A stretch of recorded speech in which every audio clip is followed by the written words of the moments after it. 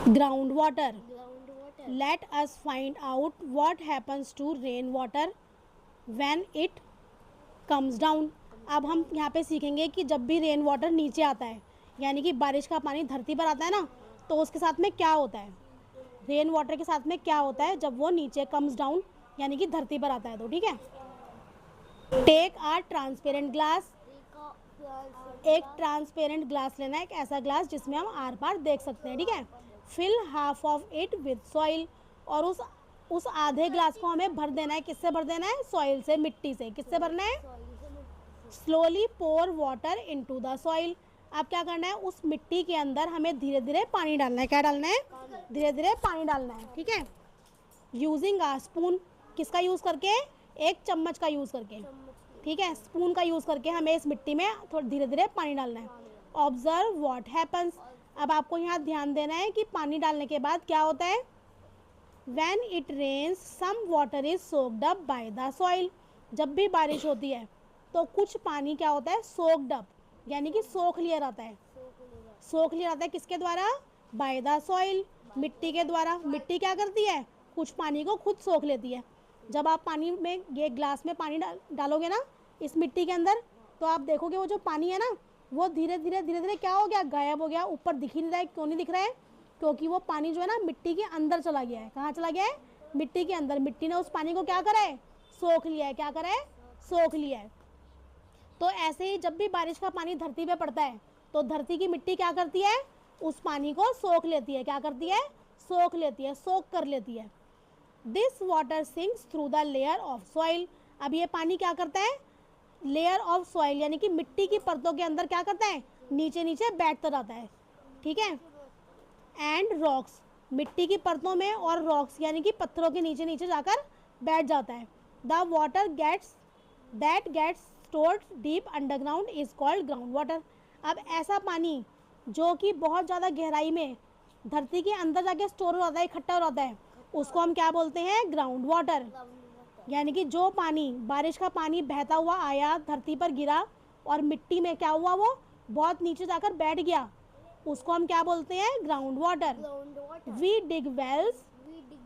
अब हम क्या करते हैं? हम कुएं बनाते हैं, बोरवेल्स बनाते हैं, ट्यूब वेल्स बनाते हैं, एंड हैंड पंप बनाते हैं to draw this water from the ground for our use.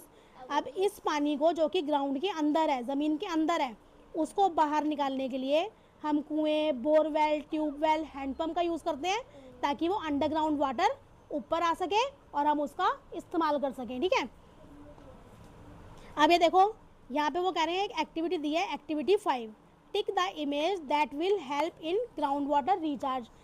अब यहाँ पे पिक्चर्स को देखकर आपको बताना है कि इनमें से कौन सी इमेज, कौन सी पिक्चर है जो ग्राउंड वाटर को रिचार्ज करने में हमारी हेल्प कर सकती है।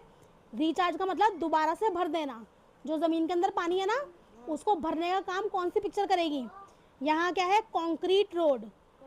कॉन्क्रीट रोड का मतलब क्या है? सड़क जो मिट्टी से, सीमेंट से बनाई गई है। जैसे कि आप रोड पर आते हो ना, अपने घर से हमारे घर आते हो, तो वो रोड कैसा है? कंक्रीट का बना हुआ है, सीमेंट का बना हुआ है। तो जब बारिश का पानी वहाँ पर आता है तो क्या ये रोड उसको सोख पाएगा? नहीं सोख पाएगा ना। कंक्रीट वाला रोड कभी भी उस पानी को नहीं सोख पाएगा, तो ग्राउंड वाटर तो रिचार्ज नहीं होगा। यहाँ पर क्या आ जाएगा? क्रॉस। अब नेक्स्ट है, यहाँ पर किसकी पिक्चर है? Green lawn. किसकी पिक्चर है? Green lawn. हरा भरा एक लॉन बना हुआ है यहाँ पर।